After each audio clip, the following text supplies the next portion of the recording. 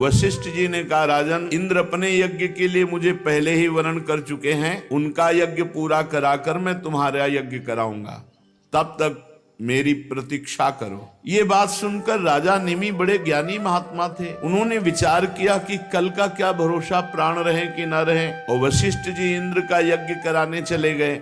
परम ज्ञानी महात्मा निमि ने कि ये जीवन तो क्षण भंगुर है, कल के लिए भगवत कार्य नहीं रोकना चाहिए, तो मुझे विलंब करना उचित नहीं है, ऐसा ज्ञान उनके हृदय में स्फुरित हुआ महाराज निमि के। और उन्होंने दूसरे विद्वान महापुरुषों से कहा, जब तक हमारे गुरुदेव वशिष्ठ जी नहीं आते तब तक आप आचार्य रूप में कार्य करें, और जहां वो आ जाएंगे तो पूरा कार्य वो संभालेंगे। गुरु जी जो वशिष्ठ जी थे इंद्र का यज्ञ संपन्न कराने के लिए गए, और उनके शिष्यों से निमि ने यज्ञ प्रारंभ करा दिया। गुरु वशिष्ठ जी इंद्र का यज्ञ संपन्न करके जब लौटे तो देखा हमारे शिष्यों को आचार्य बनाकर यज्ञ, तो उनका तुम बड़े ज्ञानी बनते हो, हमारा इंतजार नहीं कर सके, मैं शाप देता हूं, तुम्हें अपनी विचारशीलता और ज्ञान और पांडित्य का घमंड है, इसलिए अभी तुम्हारा शरीर पात हो जाए, शरीर छूट जाए। निमि ने कहा, गुरुदेव आपने शाप दिया, क्या ये धर्म के अनुकूल है? मेरा अपराध क्या?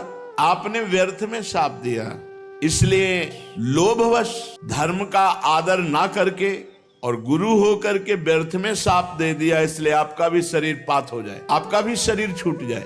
निमि महाराज तप और ज्ञान से संपन्न विदेहराज निमि तत्काल लागू हुआ, गुरुदेव का भी शरीर पात हो गया, और गुरु वशिष्ठ जी भगवान के स्वरूप, तत्काल लागू हुआ, शिष्य का भी शरीर छूट गया। वशिष्ठ जी ने अपना शरीर त्याग कर मित्रा वरुण के द्वारा उर्वशी के गर्भ से जन्म ग्रहण किया। राजा निमि के यज्ञ में आए हुए श्रेष्ठ मुनियों ने राजा के शरीर को औषधियों के द्वारा सुरक्षित रख दिया। जब सत्रयाग की समाप्ति हुई तो देवता लोग आए, तब उन लोगों ने प्रार्थना की कि बिना अपराध के वशिष्ठ जी ने शाप दे दिया, इनका शरीर पूरा हो गया तो जीवित होना चाहिए महाराज निमि। उस समय देवताओं ने महाराज निमि की आत्मा से बात की, तो उन्होंने कहा, नहीं, मुझे अब देह बंधन स्वीकार नहीं, गुरुजी ने मुझे देह मुक्त कर दिया तो अब देह नहीं धारण करूंगा। विचारशील शरीर से प्यार नहीं करते, भगवान में प्यार करते हैं, आत्मस्वरूप भगवान में। आगे चलकर शरीर छूटना ही था, गुरुजी ने शाप दे दिया, जल्दी छूट गया, बड़ी कृपा हुई, अब मैं कभी शरीर धारण नहीं करूंगा, इस शरीर को कभी नहीं धारण करूंगा। जैसे जल में मछली के लिए सर्वत्र ही मृत्यु का अवसर है, ऐसे शरीरधारी को दुख ही दुख, समस्या ही समस्या, इसलिए मैं शरीर धारण नहीं करूंगा। देवताओं ने कहा, तो आप कहाँ निवास करेंगे? तो कहा, हर प्राणी के नेत्र में, वहां मैं विराजमान होकर भगवान का चिंतन करता रहूंगा, और मैं विराजमान हूं इसका परिचय है अपने आप पलक झपकना, ये इसे निमिष कहते हैं। महाराज निमि यहां वास करने लगे। पलक उठने और गिरने के अस्तित्व से मेरा पता चलेगा कि मैं विराजमान हूं।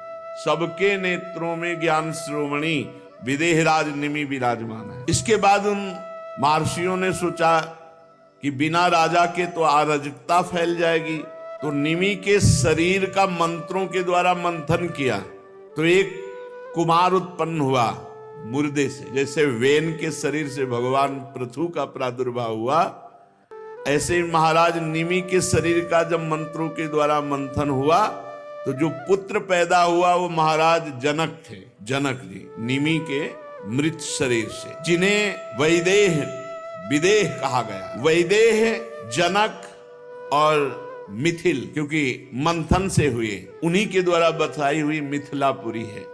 जनक जी बड़े महान हुए, उन्हीं से भगवत लीला का प्रकाश करने वाली वैदेही जानकी जी प्रकट हुई, उन्हीं के भाव से, उन्हीं के तप से, उन्हीं के भजन से।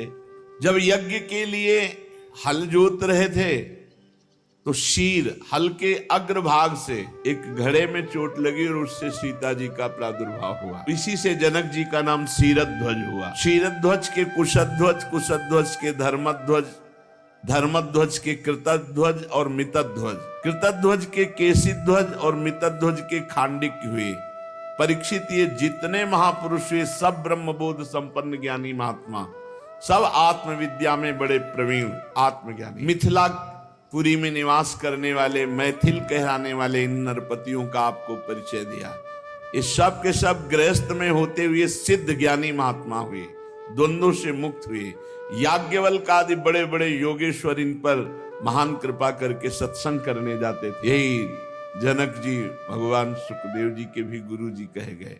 परीक्षित, अब मैं तुम्हें अभी तक सूर्य वंश सुनाता रहा, अब चंद्रमा के पावन वंश का वर्णन करता हूं। इस वंश में महाराज पुररवादि बड़े बड़े पवित्र कीर्ति राजाओं का कीर्तन किया जाता। इसी में भगवान श्री कृष्ण चंद्र जी का अवतार होता है। सूर्य वंश में भगवान श्री रामचंद्र जी और चंद्र वंश में भगवान कृष्ण चंद्र जी। शास्त्र सिर वाले विराट पुरुष भगवान नारायण के नाभि सरोवर के कमल से ब्रह्मा जी की उत्पत्ति हुई।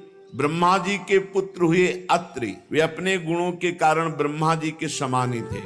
उन्हीं अत्रि के नेत्रों से अमृतमय चंद्रमा का प्रादुर्भाव हुआ। चंद्रमा अत्रि ऋषि के नेत्रों से प्रकट हुए। ब्रह्मा जी ने चंद्रमा को ब्राह्मण, औषधि और नक्षत्रों का अधिपति बना दिया। तीनों लोकों पर चंद्रमा ने विजय प्राप्त की और राजस्व यज्ञ किया। और बड़ा विचित्र है, अत्रि जैसे महापुरुष के नेत्रों से प्रकट होने वाले चंद्रमा जो ही तीनों लोकों पर विजय प्राप्त करके राजस्व यज्ञ की सफलता प्राप्त हुई तो एक घमंड बढ़ गया। चंद्रमा को घमंड बढ़ गया। को नरस जन्मा जग माही प्रभुता पाहि जाहि मदना। यो भारी अपराध हो जाता है घमंड से, अभिमान से। बृहस्पति जी की पत्नी तारा बहुत सुंदर थी। देवगुरु बृहस्पति, बिल्कुल ऐसा नहीं करना चाहिए, लेकिन घमंडी चंद्रमा ने भारी अपराध कर दिया। देवगुरु बृहस्पति की पत्नी को लुभायमान करके और जो नहीं सोचा जा सकता वो कर दिया।